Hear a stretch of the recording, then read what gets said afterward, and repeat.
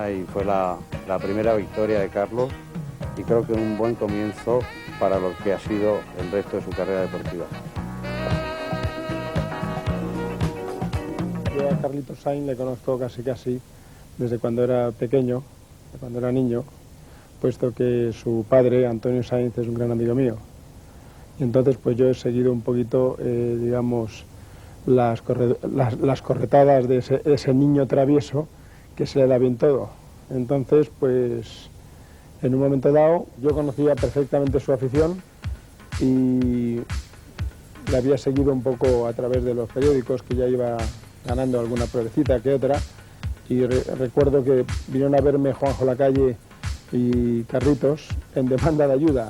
Lo que pasa es que me pusieron un poco la espada en el pecho a decirme, o nos ayudas o dejamos de correr. Yo, para mí, era un problema de conciencia que eso dependía de mí.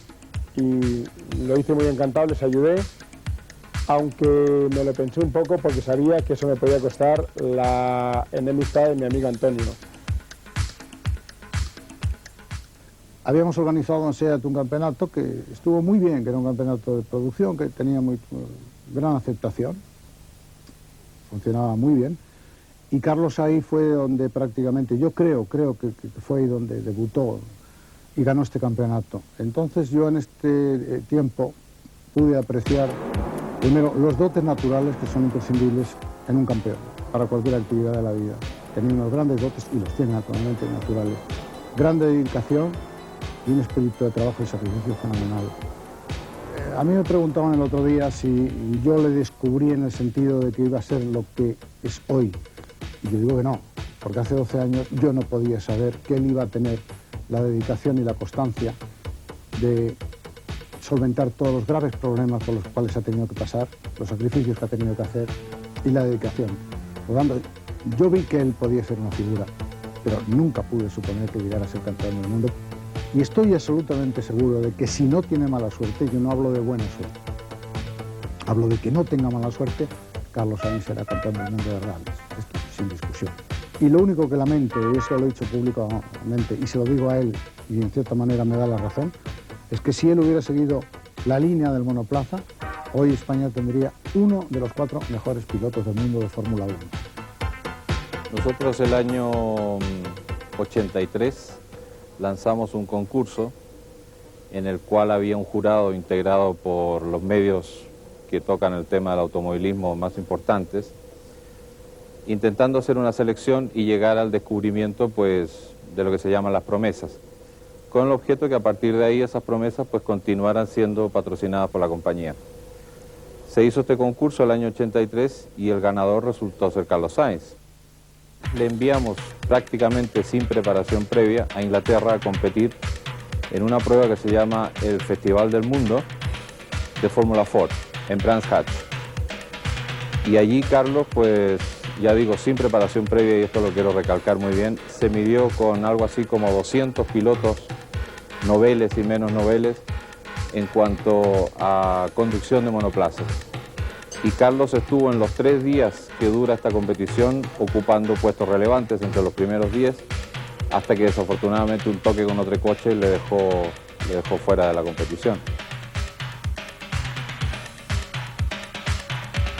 Tenemos que pedirles disculpas por estas escasas, diría que escasa calidad de las imágenes que han podido ver en los últimos planos, puesto que, no sé, hemos pensado que era un auténtico documento ver a Carlos Sainz en Brands Hatch haciendo unos dibujos muy espectaculares, además, un susto entretenido, ¿no?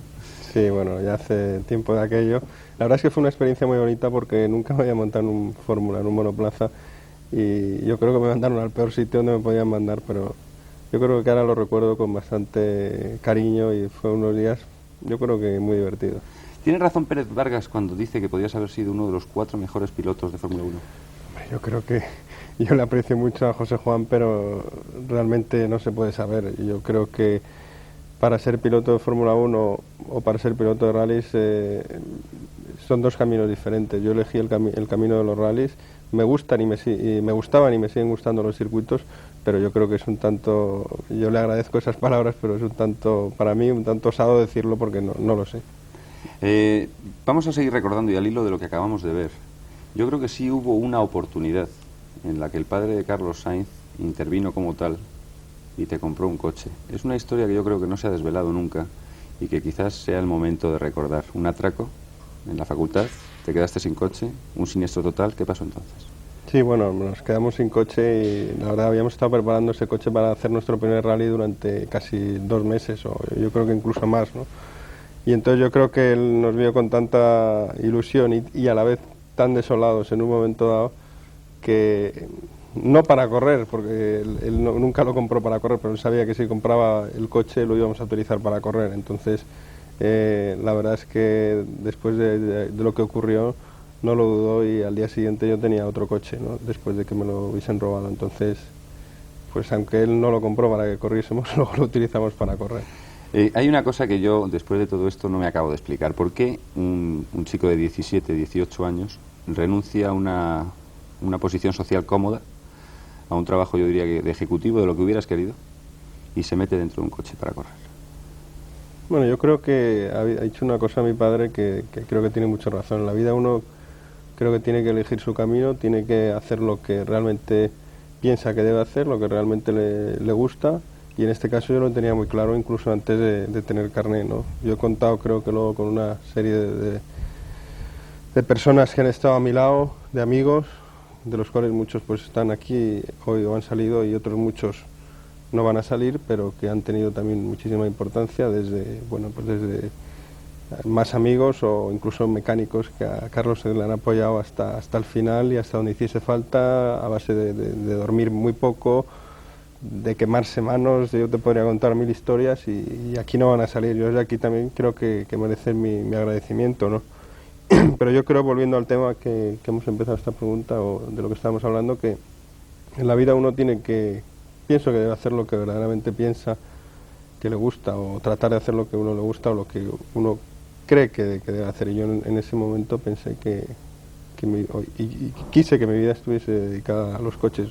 Lo que no sabía es si iba a ser por mucho tiempo o por poco tiempo. ¿Y por qué los coches y no el squash, no el motocross, no el fútbol? El propio Ricardo Gallego, estamos hablando de un internacional español, nos han dicho que eras en su argot un pelotero divino, con estas mismas palabras. El esquí acuático, ¿por qué el automovilismo? Bueno, yo creo que siempre hay una cosa que te gusta más en todo, ¿no? Y a mí esa cosa que me gustaba más por encima del resto de los deportes, en este caso lo que hacía era conducir coches. Me da igual si era circuitos, si era asfalto, si era tierra, y lo tenía muy claro. Y entonces, pues, cuando uno lo tiene tan claro, yo creo que no se puede dudar mucho. Y yo creo que no dudamos mucho. Y hay otra cosa que se me ha quedado muy grabada en el cerebro mientras estábamos viendo estas imágenes. ¿Qué le dice Carlos Sainz a su madre cada vez que vuelve un rally a casa? Te puedo decir lo que me dice ella cuando la llamo el día antes de la carrera, y es que no corra mucho. ante eso, pues yo le digo, no te preocupes, mamá, que no, si no corremos mucho, ¿no? Entonces se queda más tranquila.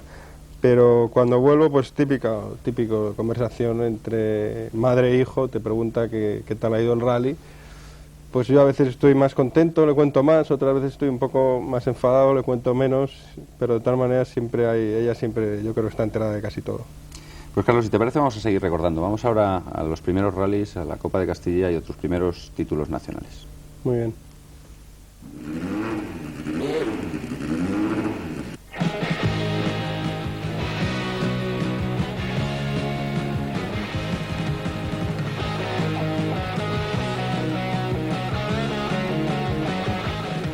El segundo paso llegó con el reconocimiento de sus virtudes. Consistía en dar el salto y tomar una decisión. Esta significaba abandonar las competiciones regionales para afrontar las nacionales. De nada sirvieron los consejos que le auguraban un asiento entre los dioses de la Fórmula 1, y sí la oferta de una marca con un grupo B competitivo. Pero antes y casi de milagro tuvo que pasar la prueba de un rally de Cataluña pilotando un Opel Manta para demostrar sus posibilidades como conductor oficial. A su derecha estaba Josito López Orozco, un copy experimentado que vio en primera fila unas actitudes poco habituales en un novato. En General Motors estaba corriendo como piloto oficial su cuñado, Juan Carlos Oñoro, que dejó el equipo a final de año y antes de acabar la temporada. Entonces se contrató a Carlos para sustituirle en una carrera que fue el Rally de Cataluña, en unas circunstancias un tanto peculiares. A mí me sorprendió desde el primer momento la facilidad con que Carlos asumió lo difícil de la situación y aquella que fue su primera oportunidad como profesional, corriendo dentro de un equipo oficial y con un coche ya con una potencia bastante alta, hizo un rally fantástico, codeándose con los mejores pilotos de España y parte de una competencia bastante fuerte que venía del extranjero.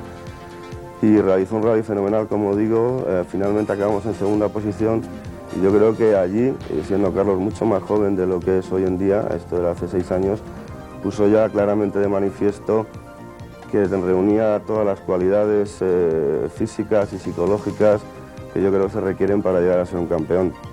Carlos siempre fue muy amante de las carreras en circuito, de las carreras en pista.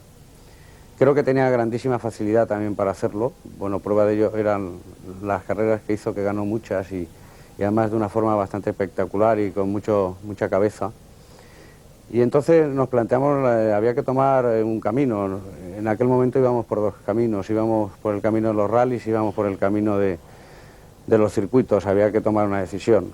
Entonces conseguimos que la Red Renault de Madrid Provincia, a través de Jesús Murga, nos dejara un R5 200 caballos, con el que Carlos ya podía coger una experiencia importante. Era un coche en aquel momento bastante complicado de conducir porque toda la potencia la tenía atrás, era un coche turbo que acababan de aparecer. Y con ese coche pues hicimos un campeonato de Castilla.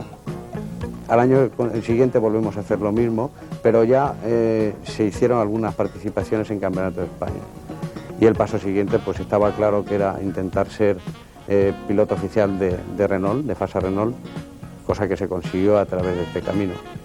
Tomamos contacto con Carlos en el año 1981, no tenía 20 años, y se lanzó en la Copa Iniciación durante 2 años. Tardó 1 año a hacerse y el año siguiente ganó la Copa Iniciación.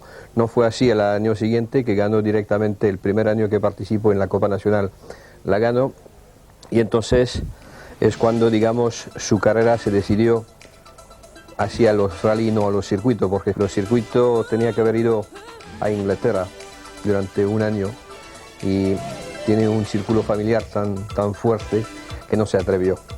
Entonces es cuando decidió definitivamente orientar su carrera hacia a los rally.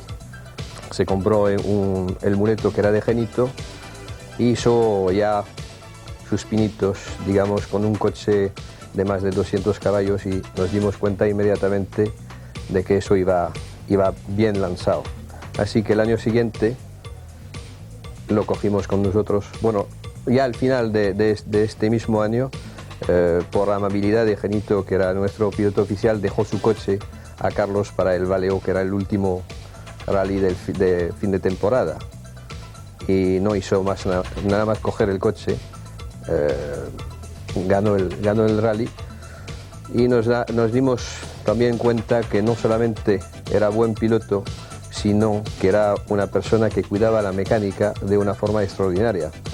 Porque me recuerdo que después de 2 tramos, la caja de cambio estaba medio rota y cualquier otra persona lo hubiera roto definitivamente. Y él supo conservar hasta la mitad del rally este coche, cambiamos la caja y ganó el rally. Yo conocí a Carlos en unas circunstancias un tanto extrañas, porque tuvimos una discusión y estuvimos a punto casi de llegar a las manos. Esto fue en el año 83 y a raíz de eso empezó a crecer una amistad, a generarse una amistad, y en el año 84 él sabía que yo había corrido con algún que otro piloto ya experimentado.